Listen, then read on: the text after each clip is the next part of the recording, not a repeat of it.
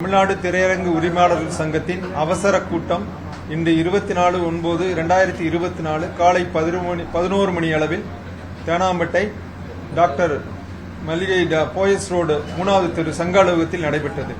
இதில் கீழ்கண்ட தீர்மானங்கள் நிறைவேற்றப்பட்டது. தயாரிப்பாளர்கள் கவனத்திற்கு, நாம் ஏற்கனவே பேசி ஒப்புக்கொண்டபடி திரைப்படங்களை OTT-யில் கீழ்கண்ட முறையில் திரையிட அனுமதிக்க வேண்டும். பெரிய நடிகர்களின் படம் 8 வாரம் கழித்தும், அதற்கு அடுத்த வரிசையில் உள்ள நடிகர்களின் படம் 6 வாரங்கள் கழித்தும் OTT-யில் திரையிட இடும்படி கேட்டுக்கொள்கின்றோம். தமிழ் திரைப்படங்கள் இந்தியா முழுவதும் ஒரே நேரத்தில் தான் திரையிடப்பட வேண்டும் என்று கோரிக்கை வைக்கின்றோம். சில மாநிலங்களில் முன்னதாக திரையிடப்படுவதால் தமிழகத்தில் வசூலில் பெரிய பாதிப்பு ஏற்படுகிறது.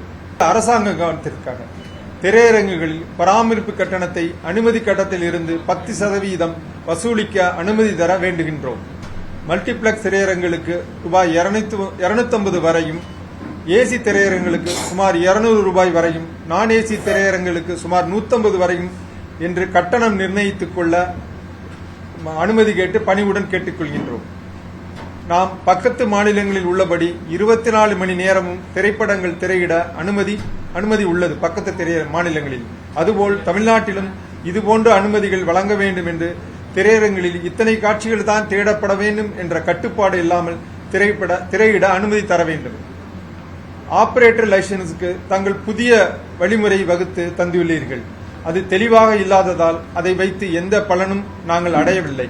ஆகவே அதை மாற்றி நாங்கள் கேட்டது போல் ஆபரேட்டர் லைசன்ஸ் தேவையில்லை என்ற அல்லது எளிய முறையில் ஆபரேட்டர் லைசன்ஸ் தரும்படி கேட்டுக்கொள்கின்றோம். மாலில் உள்ள திரையரங்குகளில் கமர்ஷியல் ஆக்டிவிட்டிக்கு அனுமதி வழங்கி, அதுபோல திரையரங்குகளின் கமர்ஷியல் ஆக்டிவிட்டிக்கு அனுமதி வழங்க வேண்டுகின்றோம். மின் கட்டணத்தை MSME விதிகளில் பின்பற்றி திரையரங்குகள் MSME-யின் கீழ் வருவதால் MSME விதியின்படி எங்களுக்கு கட்டணங்களை வசூலிக்க வேண்டுகின்றோம். மேற்கண்ட தீர்மானங்கள் அரசுக்கு கோரிக்கையாக வைக்கின்றோம். நன்றி. செய்திகளை உடனுக்குடனும் துல்லியமாகவும் தெரிந்து கொள்ள சப்ஸ்கிரைப் பண்ணுங்க.